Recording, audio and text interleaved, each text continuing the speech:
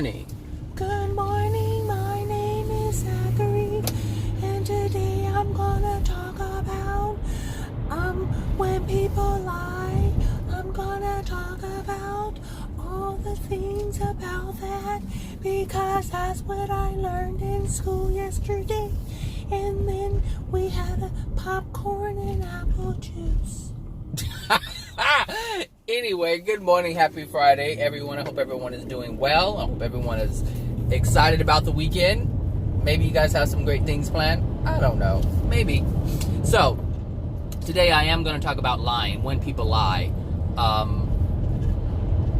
As some of you know, if you guys have been listening for a while, and some of you have, I used to despise people who lied. Like, that was one of my triggers, and I had admitted, hey, this is one of the things that really pisses me off, is when people lie to me. But I understand what's going on when that happens, and I'm not triggered as I once was, and that's what I want to talk about, because I know some people hate when people lie to you. Like, you hate it when people lie. You're like, oh, why are you lying to me? Why don't you just tell the truth, right?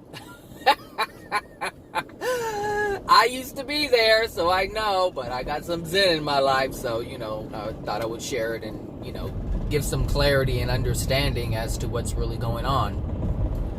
So people who lie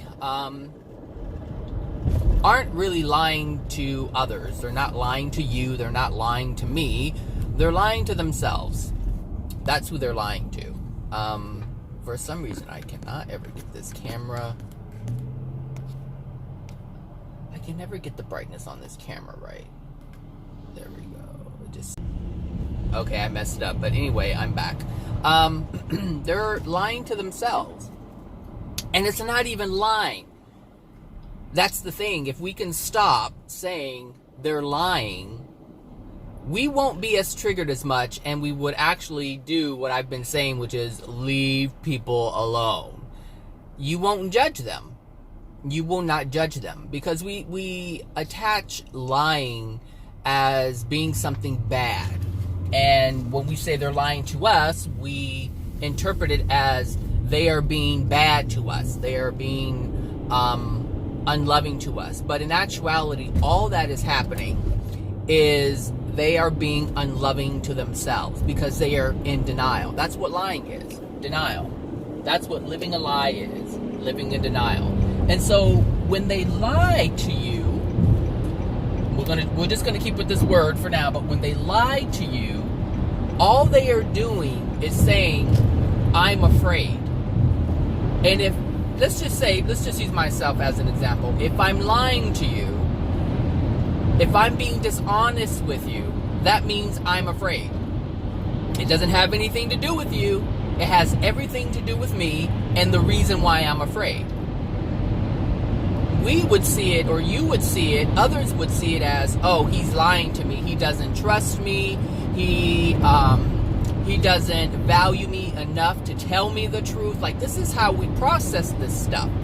But again, it doesn't have anything to do with you.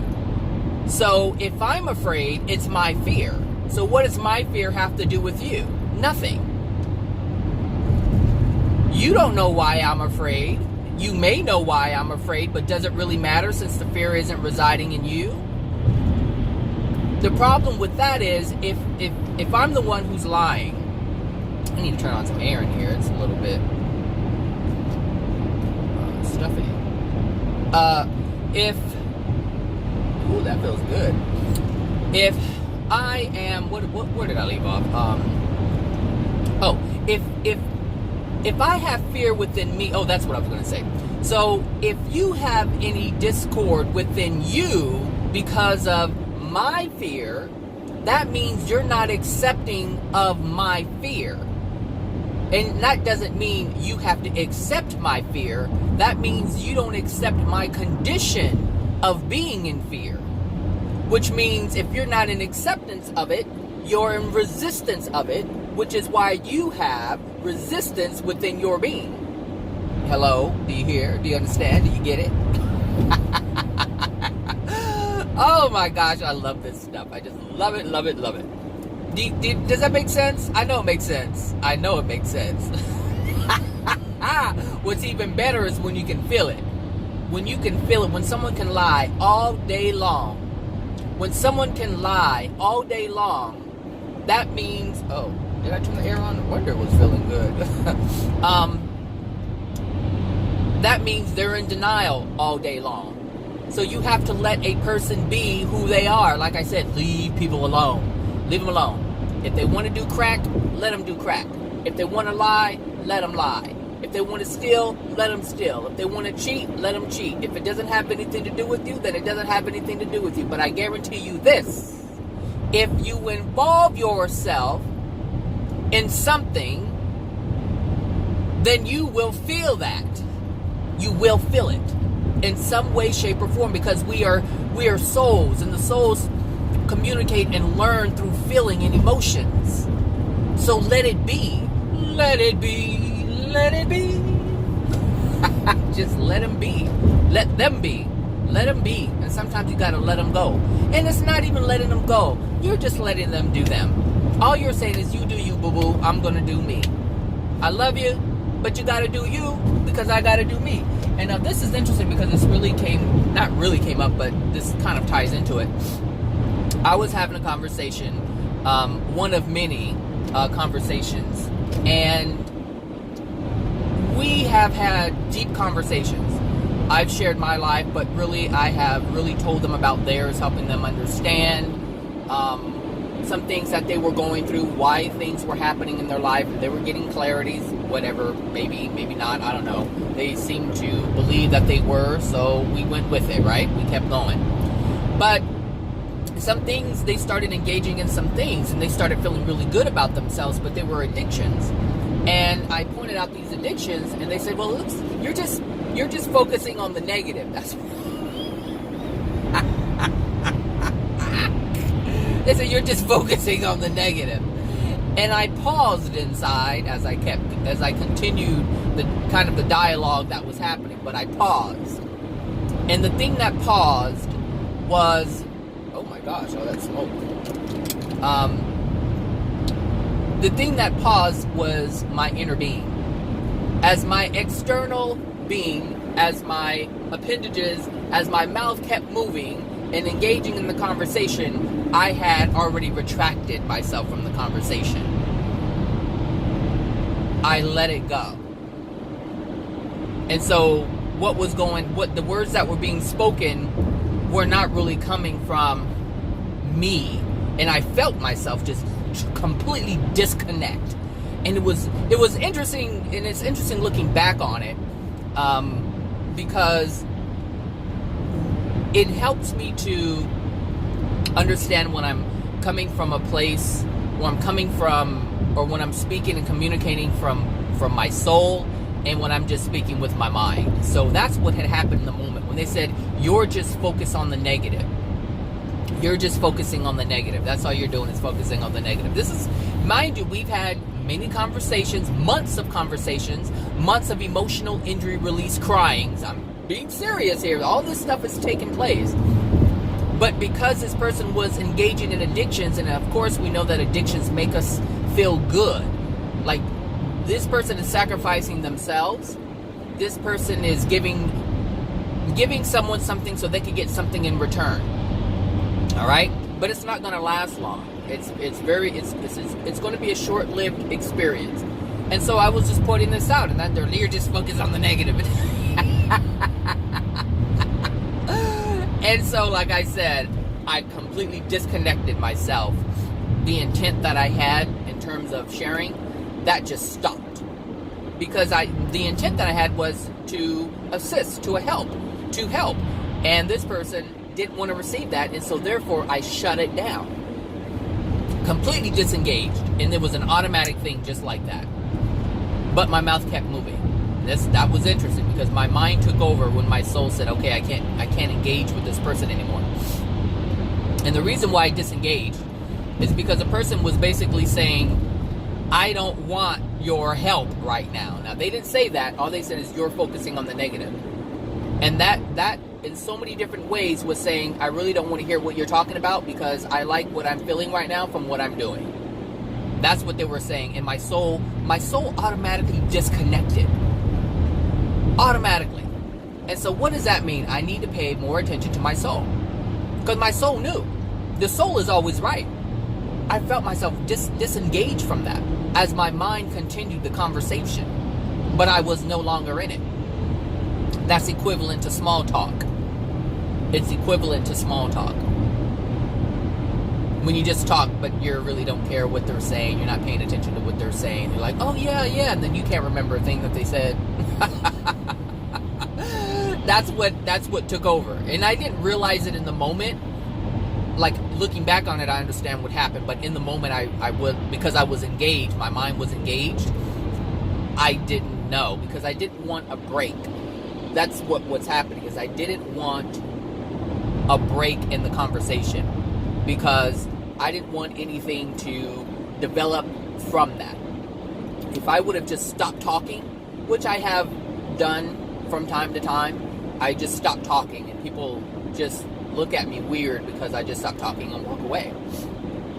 But they don't understand why I'm doing it. They don't understand why I just shut my mouth and walk away. Why am I going to continue to talk to someone who doesn't want to hear my words, who doesn't want to hear my voice? That's stupid. But I did it this time. But the reason why I did it is because I didn't want that break. Because in that moment, if I would have just ceased my words, then that person would have known what had happened in that moment.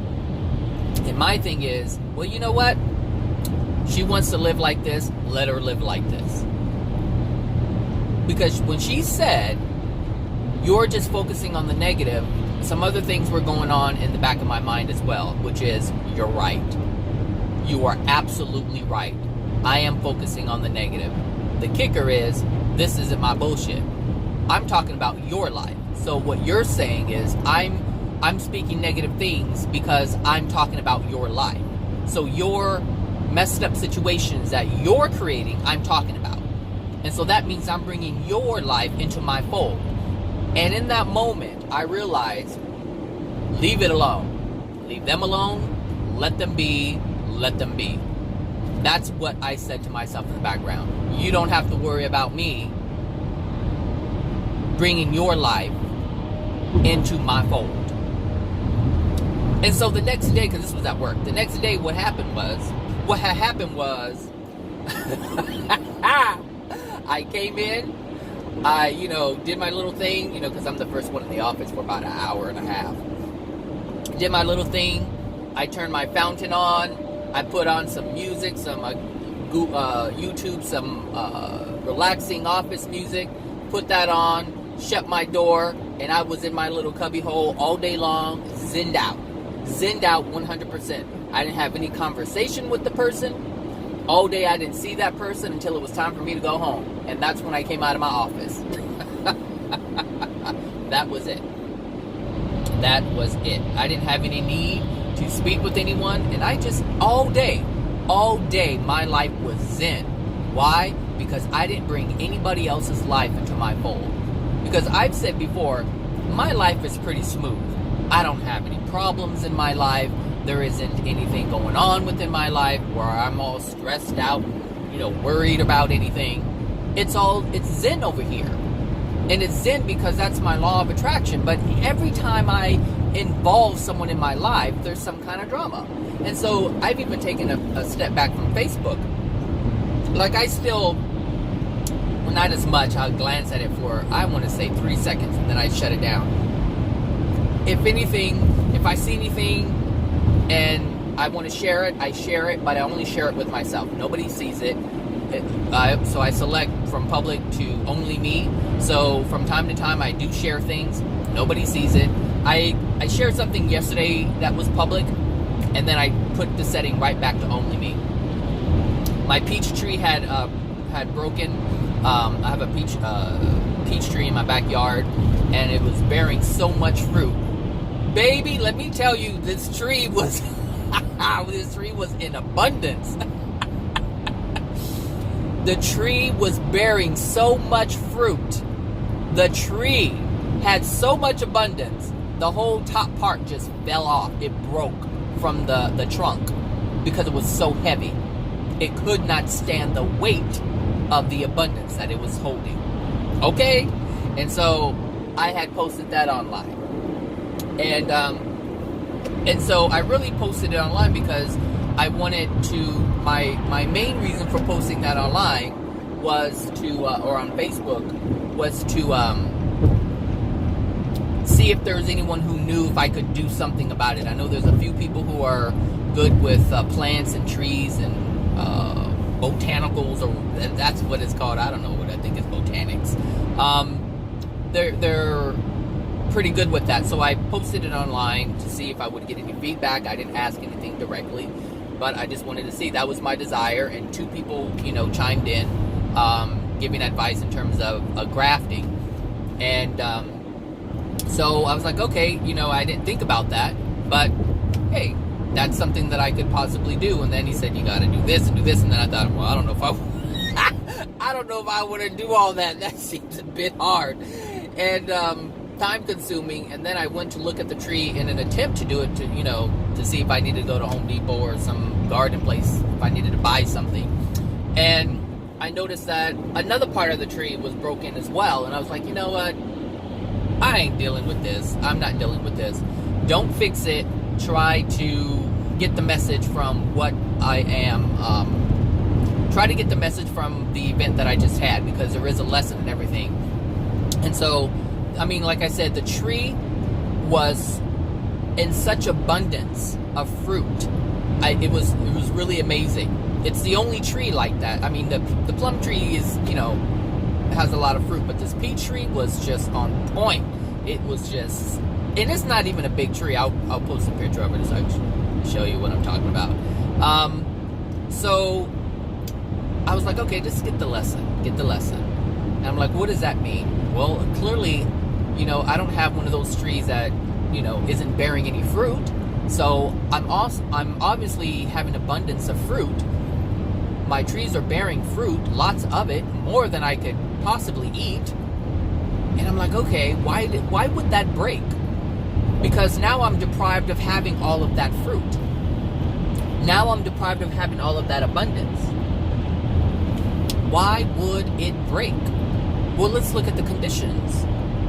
The trunk is not, it's a fairly new tree. It's maybe about 3 or 4 years old, so it's a baby tree, but it's just bearing so much fruit. But it wasn't strong. It wasn't strong enough to hold the abundance. It was too weak. And that is a representation of who I am and why I'm limited to not having abundance, because I would, in this moment, there's something that's preventing me from having abundance and being okay. There's something that I need to work on within my being that's not strong enough in order to hold that abundance. Now, this is interesting because the tree, when it was growing, the top part, because it was so heavy, as it was maturing, the top part started hanging over. It started hanging over. I'm like, and I never did anything about it. Something said, hey, you know what, straighten it out.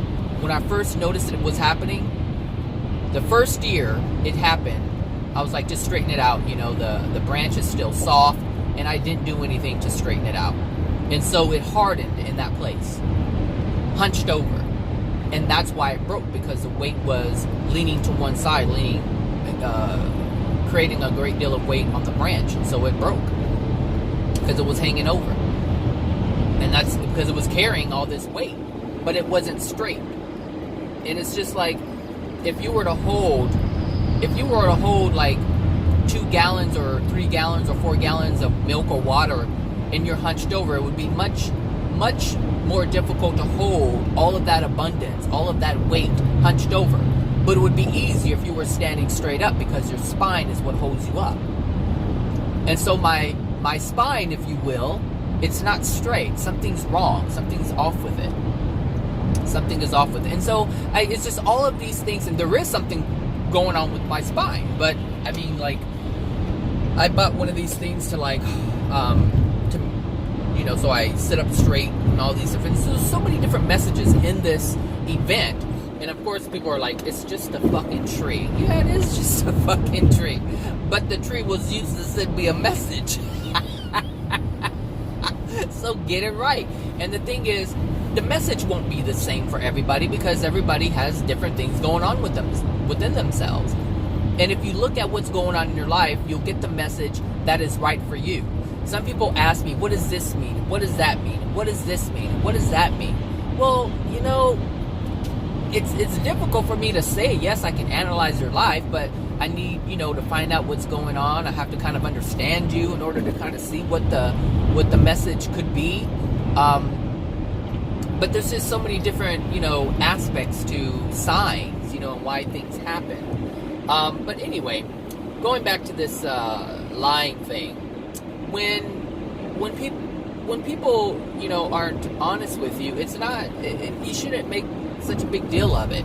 I did in the past, so I understand if you're doing it. I understand if you want to do it. I understand why you would do it, because this is your understanding. This is how we are taught. We are taught to condemn people who lie. Condemn people who lie. But if we just left people alone and just not deal with them because they're in denial. But, you know, the thing is, I look at, and I mentioned this before, I mentioned it many times, you know, I look at celestial beings and how they operate. Because celestial beings are souls like us, just like us. And the people who are in the hells, in the lower levels of the hells, which we call demons, they are souls just like us. Souls in different energetic states. That's it. Some have love, some don't. Some have more love than the other, some have less love than the other. That's all that's going on. But when you look at celestial beings, I look at how they live. I look at the spaces that they're in. And the thing is, celestial beings aren't concerned or bothered. I don't want to say concerned, but they're not really bothered. They don't incorporate the lower levels or the lower, or the souls with the lower level of love within it. They don't incorporate they're completely separate. They're completely separated. Those who are dark are separated from those who are light. Those in the second dimension are separate from the people who are in the third dimension. And those in the second dimension are separated from the people who are in the first dimension. And those in the middle level of the first dimension are separated from the people in the lower level of the first dimension, or the higher level of the first dimension. Everything's separated. And so it's absolutely okay to not concern yourself, and that's not the right word. It's okay to not involve yourself with people who want to live in a dark place. And who are the people who want to live in the dark place? The people who are dark. A degraded person is choosing to live in a degraded way, in a degraded state. And that is their free will choice. Whether they know it or not, it is a choice. It is a choice. Some people will say, well, they don't know. Well, that may be the case, but they're degraded nonetheless. Therefore, they must be separated from other things. You must remove the bad apple, or keep the bad apple out of the bunch, so that it doesn't corrupt the others, because it is contagious. That bullshit is contagious. Love is contagious. Darkness is contagious. And this is why things are separated. And here's the thing: the Creator did it. The Creator did it, so that's why it's okay. Sometimes we condemn ourselves because we're like, oh, well, I don't want to, make that person feel bad, so I'm going to hang around them. Okay, well, it's like this. If you don't like cigarettes, or you don't like smoke from cigarettes, but you don't want to walk away because you don't want to make that person feel bad, you're willing to degrade your body, you're willing to degrade your soul, because you are degrading your soul when you are in the presence of smoke, because it is harming your body. And that is an unloving thing to do. So if it's an unloving thing that you're engaging in, you are darkening your soul. So is it okay to leave people alone if they are doing things that are unloving? Absolutely. I have my little brother loves to smoke weed and drink and do whatever he's doing. Hey, you know what? That's fine. But that does not mean I have to be in his presence and subject myself to the smoke or the ridiculous behavior from the consumption of alcohol. See, I don't drink, so I don't hang around people who drink. People say, oh, they can drink if they want to, and that's fine. But I like being around positive conversation. not talking about things that really don't have any meaning. And that's what people who drink do. Now, I know when they're high, they believe they're talking about like all this wise wisdom stuff, but it's really not. It's really not. And it may be for them, and that's fine. Like I said, you got to do you. But if this is the world that they think, if this is the world, I don't have any chapstick on. If this is the wisdom they believe they're creating for themselves, who am I to say it's not? It's not for me, but it is for them, so I have to let it be. Let it be. Just let it be. Let the world be. Let the world be. You know, I ain't gonna say that.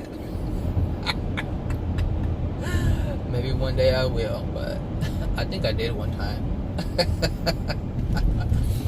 Anyway,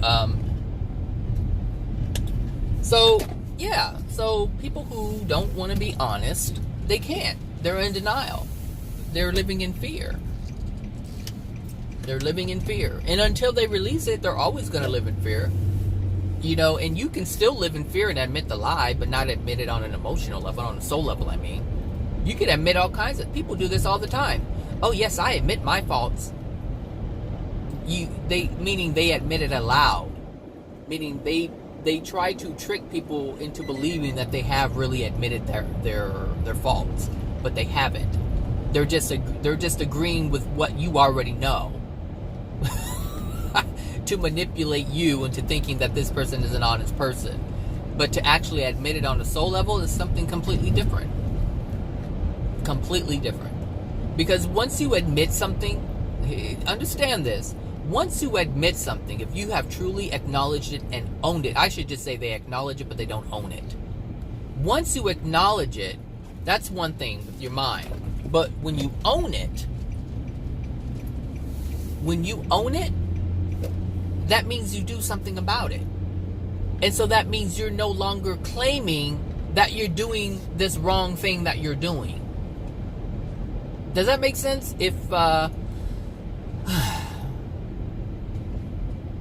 for instance, you know, if you really cared about something and you're like, oh, you know I do this and it's an unloving thing.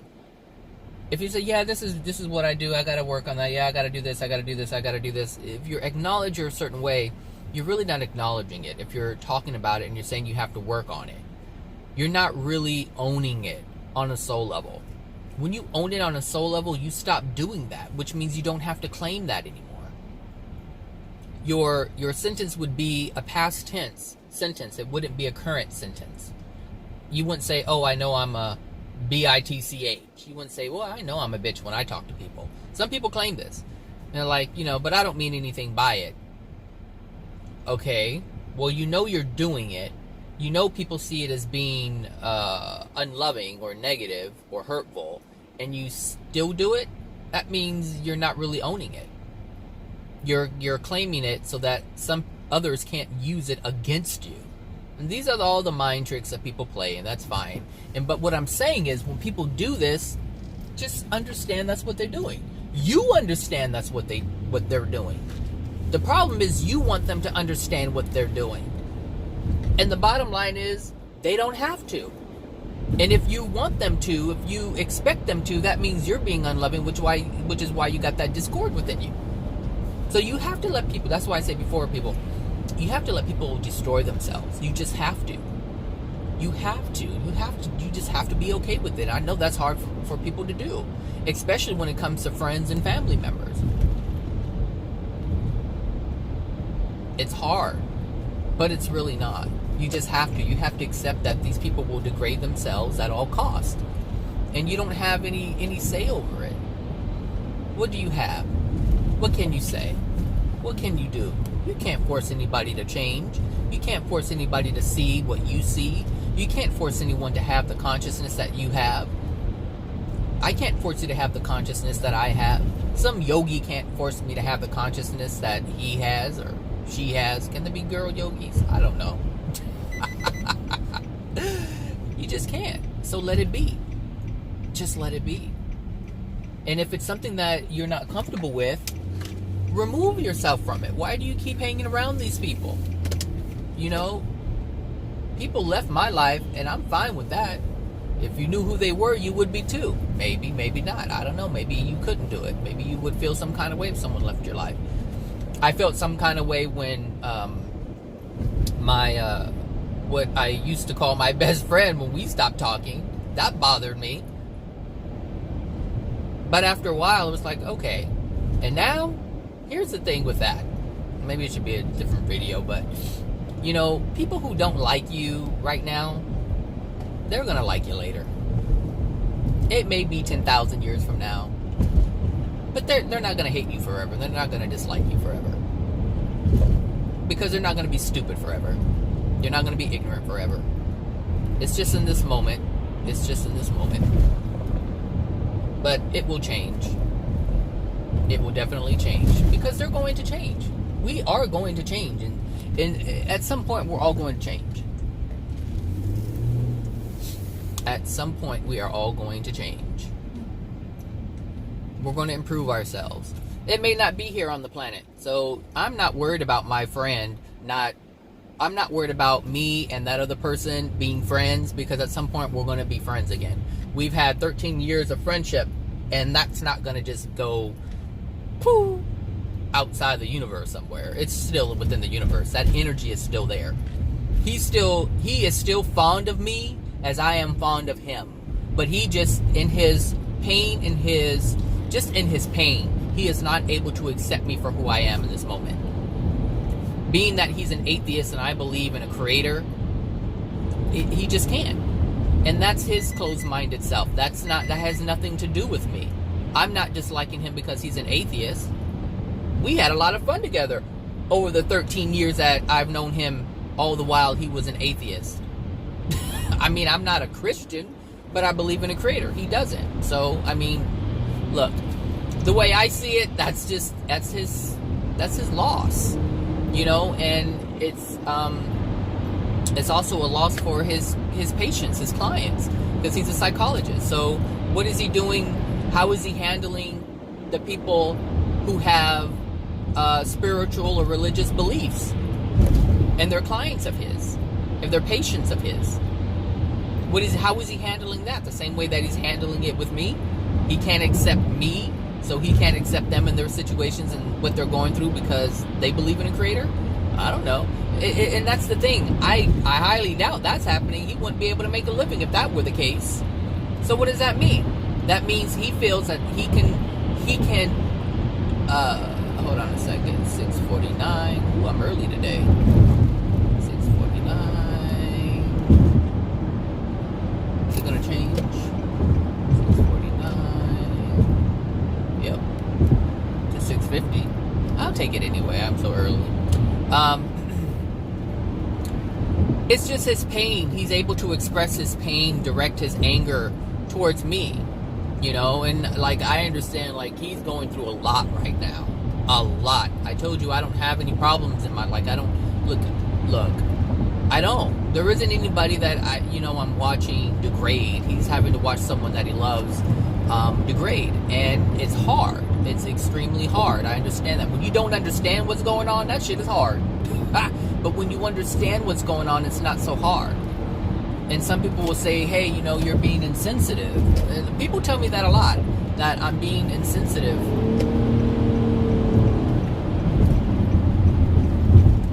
They say, you're being insensitive because they feel I don't understand. And of course I understand. I know exactly what it feels like to lose someone. I mean, I lost my mom before I was as bright as I am now. And I felt the pain of losing a parent. I didn't have to watch someone degrade, but I'm watching that in my little brother. So I know the feeling of watching someone degrade, but I'm experiencing it through a different perspective. Like when I look at my life, this is really interesting. When I look at my life, I don't have a great deal of pain and suffering when it comes to other people. Like for instance, my mom and my dad divorced when I was 2. So I didn't experience my father until 2015, and I only had 7 days with him. But when he was dying, you know, basically when I met him, he was in hospice. So he just lasted 7 days, and that was it. Like, he was so weak and so degraded, he couldn't even speak. So we couldn't even have a dialogue. I couldn't ask him any questions at all. And he couldn't ask me any questions at all. I mean, we could ask, but I could ask, but I wouldn't get a response, and he couldn't even talk for me to respond. So we just basically sat there together, you know. I mean, I fed him when I could. So anyway, what I'm saying is, my entire life I didn't have to watch him suffering, because he was in a really bad place when his stepbrother, I think it is, when his stepbrother found him. He was living in some car, so basically he was like homeless. And so, you know, when I look at it, I didn't have to know him during all of these years, 40 something or 30 something years. I didn't have to endure watching him suffer. So there's a lot of some kind of plaster or something on the road. I don't want it in my car. I don't want to breathe it in, really. But anyway, so I didn't have to watch him suffer, and some people are having to watch their parents suffer. My mother, when she died, like the day before, she called me at work saying, you know, I just called to say I love you and da-da-da-da-da for whatever. She never called. I had a huge issue about, you know, calling me while I'm at work, but she called me at work, and she was like, you know, hey, mijo, I just, you know, wanted to say I love you, and that was it. And the next day, she just blacked out, went to a coma, and never woke up. And a couple of days later, she died. So she didn't have to suffer. I didn't watch her suffer. So I didn't have a lot of this long-term pain that a lot of people are experiencing right now. I just don't have it. And the thing is, my brother is slowly destroying himself, but I'm only witnessing that through the perspective that I have today, through the understanding that I have today. So even though I'm witnessing it, it's not impacting me as it would have if I didn't know what I know today. So I don't know. You know, when I look at the universe and I look at how things have played out in my life, something's going on with me. There has to be something that's going on with me to the point where I'm not experiencing these extended periods of trauma. A lot of people are watching their parents degrade over 5, 10, 15, 20 years. You know, people who have Alzheimer's or dementia, you know, it's hard. They have to live with this for as long as their parents are alive. Not remembering who they are, not knowing who they are, not remembering the memories. You having to constantly reintroduce yourself. Like, that has to be hard. But I don't have to deal with that. I don't have to deal with that. That's not even a possibility anymore because my parents are gone. So, like I said, even my brother is, he's degraded, and he's doing his thing way over there. He doesn't contact me. Like, I don't have to witness his degradation. I don't have to live with my sister, same thing. These people aren't in my life. These people are not in my life, and I know it's difficult for some people because they're all about family. They're all gung-ho family. But, you know, I don't see family as this thing where you have to sacrifice your happiness in order to maintain this thing called family. No matter what, we're family. No matter what. My sister will always be my sister. My brother will always be my brother. And if you're listening, you're always going to be my brother or sister. I can't change that. I can't change it at all. But what I can change is my being. The people I interact with. The energy that I allow into my environment. I can change that. I can allow or disallow, create or not create. So I finally got a message to my hydrogen machine, and it's supposed to come in pretty soon, actually. So I was doing some research on the machine, and it's 65 pounds. So that water machine that I was talking about, it's kind of heavy. It's 67 pounds. And there's this one particular place I was going to put it, but I didn't think it was going to be able to hold all the weight, plus all the other things that are on this little shelf thing that I have. So I was like, I need to get a separate table. So, so I go on Craigslist, and I'm like, I just need a little table, so let me look for a console table. So I look for a console table, and I'm scrolling, and I've done this over the past week, and I didn't see anything. And then I saw this, looks like some kind of iron sculpture table with a glass top. And I say, hey, it's iron, it looks pretty strong, or metal, I don't know, some kind of metal. But it looks really strong. And I'm like, that would be perfect. And it goes with, the color scheme goes with everything in my house. So, and it was only $25, right? This lady was like, price to move, I'm moving out of state, come pick it up now. So I was like, okay. So I went and got it after work. And before I did that, something, as I was scrolling through the different postings, something came into my mind, and it was the energy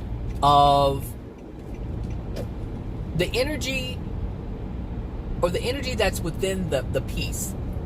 That's what came to my mind. The energy that is within my piece, within the piece, because everyone has energy in their home, right?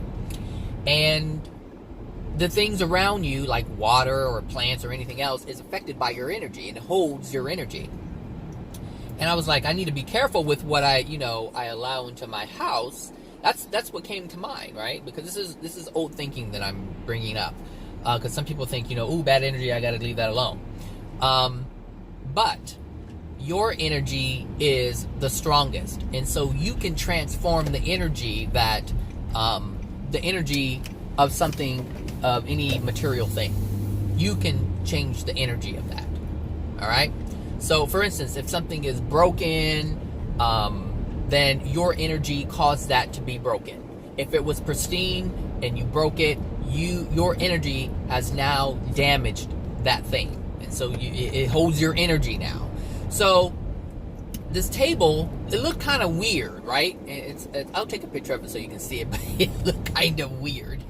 And I was like, I need to be careful because of this, I don't want someone's dark demon energy, right? So yesterday I pick up the table, I meet with the lady, and she goes, yeah, I love this table, I'm just sorry I have to let it go, blah, blah, blah, blah. She said it was actually in a horror movie. I'm like, what? She goes, yeah, I was in a horror movie, and I got it from this lady who worked on the set. And I'm like, and so it's the table is like this really funky sculpture type table, right? So you can tell there's some artists who does sculpture did it, and so I was like, what kind of movie? And the first movie I thought was maybe Beetlejuice or something like that, but I don't know if that's considered horror or not. But it just looked like something that would have been in that house, that Beetlejuice house, when the new people moved in, and they were all eclectic and artsy and all that. That's what I thought the movie it could have been from. But the artist's name is on it, and it says 1992, so I don't know when that movie came out. But anyway, but my point is, I already had a feeling of dark energy being part of a piece or coming into my home. And here this lady, as it's already in my car, says it was in a horror movie. And I'm like, so I don't know if that was a sign or that was just my intuition. I don't know. Meaning I was already knowing that I was going to get a table that had a history of darkness. I don't know. But anyway, it's in my house now, but I'm not worried about it. And the reason why I'm not worried about it is because my energy is my energy. Now, if I take on the energy of fear because it was in a horror movie, then that is what's going to dominate my life and my environment. But I don't believe that. I believe it's just a piece. Now, it has a face on it. I don't like the face, so I put the face towards, because it's in the back of my love seat. I put it in the back of... I faced the face... to face the love seat, so you can't even see there's a face there. But there is a face on it. I don't know if it's a demon or a ghost. I don't know what it is. At first, I just thought it was just like, one of those, those little weird, sculpted, artsy faces, that really isn't anybody. It's just a face. I didn't see it as being a demon or anything like that. I don't believe that's what it is. It could be. I don't know. It could be something completely different, but someone who was putting together a horror movie had a vision that was different than the artist. I don't know. Honestly, it's really no big deal. I don't care. But my point is, what is my point? Do I have a point? I don't know. I don't know how I even got on that. Anyway, I would just say this. You have the power to control and see things how you see fit for yourself. Maybe that's what it was. When you how should I say? Oh, I can't even get in anyway. Can I get in? No, I can't get in. The door's not even unlocked yet. So, I'll say this, because I think that's what the point I wanted to make.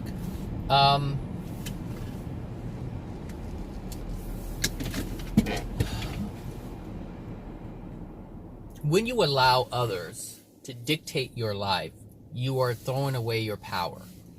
And so you have the power, and that's kind of what, now I think I understand the point I was going to make. You know, it goes in line with what I was saying about the lying thing. Don't allow other people to dictate your experience. Don't allow someone's energy to dictate your experience. Just like the lady said it was in a horror movie, I can go somewhere with that if I choose to. I can say to myself, you know what? This is demonic. It has demonic energy. I got to get it out of my house. All these different things. I can just send myself in a frenzy. But the truth of the matter is, I don't have to do that. And I have the power to make it anything that I want to make it. Anything that I want. It is not until I allow someone else's view to come in and change mine that I start to suffer.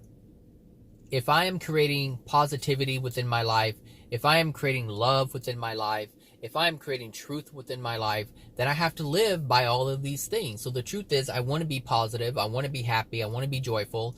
And if that's the case, then I can't allow anything that's degraded, anything that's sad, anything that is hurtful or painful into my life. Because that's my past. I've allowed those things to come into my past based on allowing other people to project it upon me. Does that make sense? So we can have a painful experience, but we can have an experience that triggers pain, but we don't have to live from that pain. And that's what most people do, is they live from their pain. They live from their pain. They create their today using their yesterday. Living in the pain from yesterday. That's what their today is. So most people are living in the past. Some people are also living in the future. And you can't do that either. Because there is no control in the past and there's no control in the future. There's only control in the present. You can only speak in this moment. I can only speak in this moment. I cannot go back in time and speak. What has been spoken has been spoken. And what's in the future hasn't even been created yet. So 5 seconds from now is 5 seconds from now, but it is not now. And that's the whole point, is don't allow, well, you can if you want. You're doing it anyway. But what I'm saying is, if you want to get control of your life, then, if you want to get control of your life, sorry, I got distracted. If you want to get control of your life, then get control of your life. Only experience the things that you want to experience. Mom and dad did this to you growing up? Fine, mom and dad did this to you growing up. But is mom and dad doing it now? No? Then why are you living in yesterday?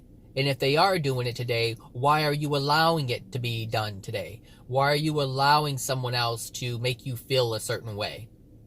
And it's really not they're making you feel a certain way. You're choosing to feel a certain way. You're choosing to buy into the words of someone who is in a degraded state, who is in pain. And so what you're doing is you're taking on that pain as if it's yours. And it's not yours, but you're making it yours. So now it is yours. Anyone's sadness or pain, you can't take on. You cannot take that on. You do, most people do, but you can't. Oh, my husband cheated on me, and, oh, really? Yeah, and, this is the third time. Oh, shit. I gotta go. I gotta go. You hear people say this. He's always cheating on me, and I love him. Okay, I gotta go. I'm sorry. I gotta go. And see, that's where people will call me insensitive. Why would you abandon someone while they're in pain? Well, my question is, why are you keeping yourself in pain? Why are you making choices that's causing pain for yourself? So you're causing pain for yourself and you want me to be in pain with you? No, I gotta go. I have things to do that are on a positive note. Does that make sense? I gotta go. And that's why I'm saying, like, leave people alone. Just let the liar who is living in denial associate with someone like themselves. If you're not comfortable with that, then you're not in alignment with that. But as you stay present, you're in alignment with that.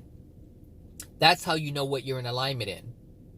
Here's the great thing about motivational speakers, is they just speak. They just speak. That's it. They meet with a group of people. They speak. Have a great day. Love ya. Thanks for this paying for my seminar. That's what I like about it. That's what I like about it.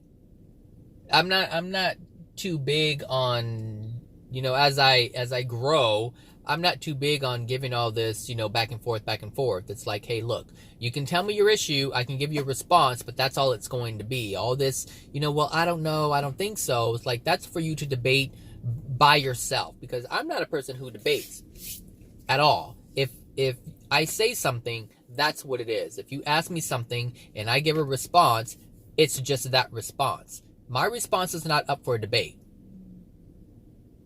That's something you have to do with yourself. You have to, roll that stuff around for yourself. How does that work for you? You really have to do this. How does this work for me? How does it apply? Does it apply? And this is what you have to do with people. You can't just, oh, come on, let's talk about all your problems. No. We can talk about the problems that you're having if you want to understand them. But to have a back and forth conversation about it and have opinions about someone doing something to you, no, because they're not doing anything to you. You're doing it to yourself.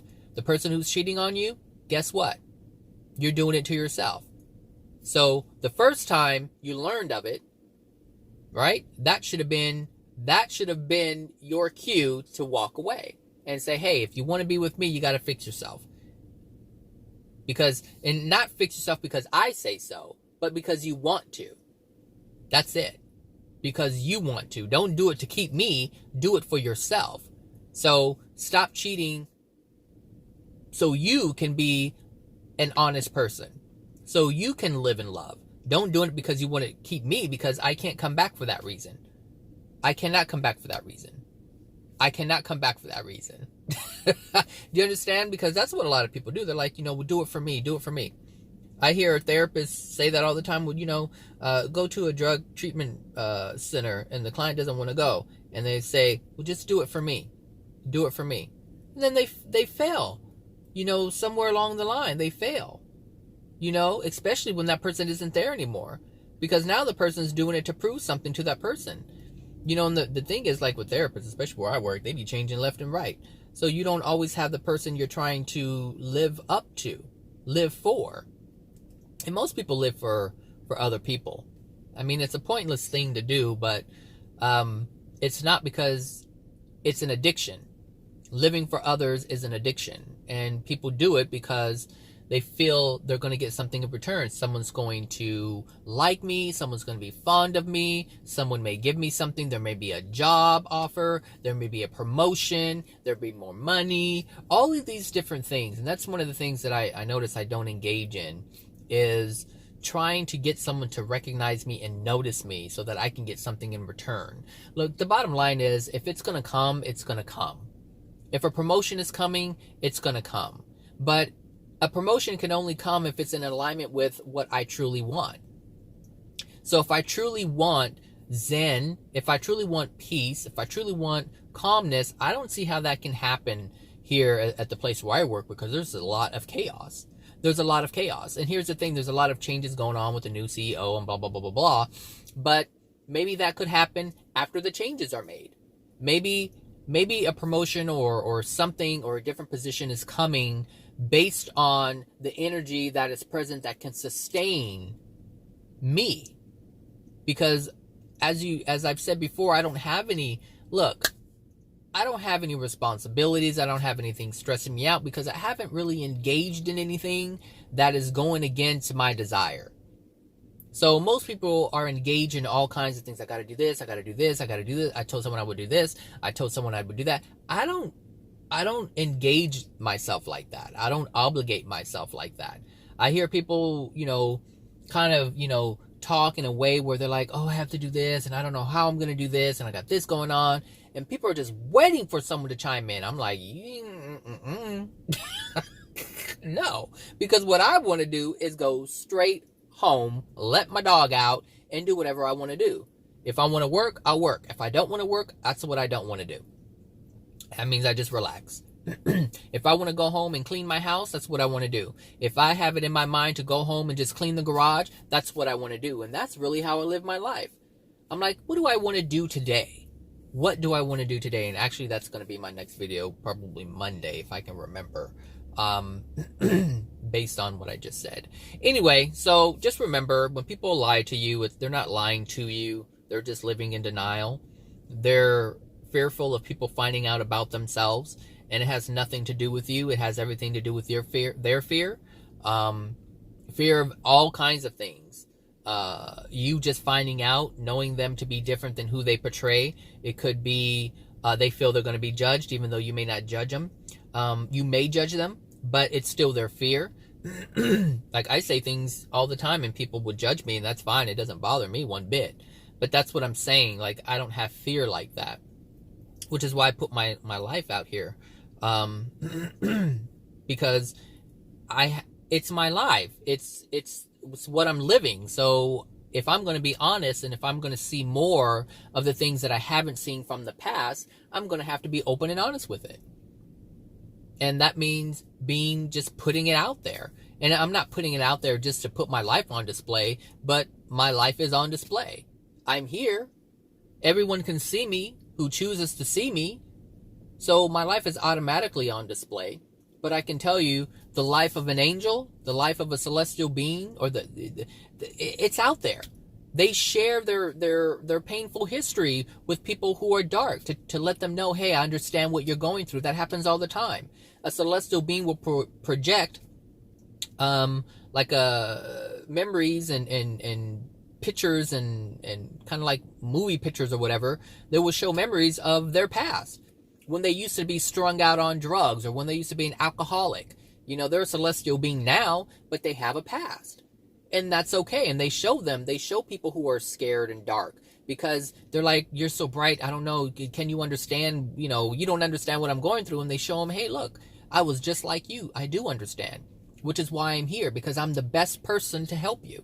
Because now we can build a relationship, a relationship of trust, which is the opposite of lying, which is the opposite of denial. When you trust someone and you're open, you're not in denial. And that's the only way you're going to be healed. That's the only way I've changed, because I'm not hiding as much as I used to. I used to hide all the time because I lived in fear. Most people live in fear. And they're okay to tell their story from the mental standpoint, but are they willing to tell their story, their experiences from the soul place? A feeling that, hey, everyone knows that I'm blast, letting everyone know that I used to prostitute, letting everyone know that I used to be an alcoholic, letting everyone know that I used to be strung out on crack, or strung out on cocaine, or strung out on whatever, like all these different things. People know that I used to steal. People know that I used to, what else was out there? I don't know, beat people up for no reason. I used to be in a gang. I've killed people. I mean, all of these things, and of course, people will have judgment. But that's the thing is, if you've spoken to anyone who is in prison who talks about their life, they're like, hey, look, I did this and I did this, and that's not me anymore. That's not me anymore. They put themselves out there. Now it's people who didn't do those things who are judging them. And sometimes people who did do those things are judging them. But that doesn't matter. What matters is the person who was once in prison, once killed people, once dealt drugs, once ruined people's lives, but now they're not doing it anymore. And they understand. And they understand that they were in a lot of pain. That's why they're oh my gosh, I call them sweethearts. They're like these, OG gangster thugs who kind of help people now. They go to these boys and girls clubs and other nonprofit organizations to help the youth because they understand where they're coming from. They understand, the life that they're living, and they want to help people. And they're like, hey, it's all about love. And you hear them talk about it. It's all about love. You got to love yourself. You have to, understand that what they're doing isn't about you. And people may hurt you and say things to you, but it's not about you. They're doing it because they're in pain. But we take it on, not understanding that's the process and that's what's really happening. We use man's understanding of things, which is no understanding at all. But it's an understanding, a false one, but yet an understanding. And that's what we use instead of seeing it from the perspective of truth, seeing it from the perspective of what's really happening, seeing it from the perspective of the Creator. That's how you're going to move forward. That's how you're going to improve yourself. That's how you're going to change your life. Change your life, change the world, people. Change the life, change the world. Change the life, change the world. Not everybody else's life, your life. Change your life and you will change the world. Because as you, listen, 10 years ago, I couldn't help people like I help people today. But I'm only able to help people because I've changed. Change your life, change the world. There are so many lives that I touch. There are so many lives that I have such an impact on. And in ways that people tell me, and then I can see the changes without them telling me. But it doesn't matter what it is, I'm changing people's lives. One way or another, in a positive way, I'm changing people's lives. Even if one person says, you know what, I never thought about things like that. I'm starting to see things differently. It's done. My words have changed a person. Just as someone's words changed that person in a negative way. It's just how it works. It's how it works. So anyway, that's all. This hour, hour long. All right, everybody. Have a great Friday, and I will talk to you guys later. All right, bye now.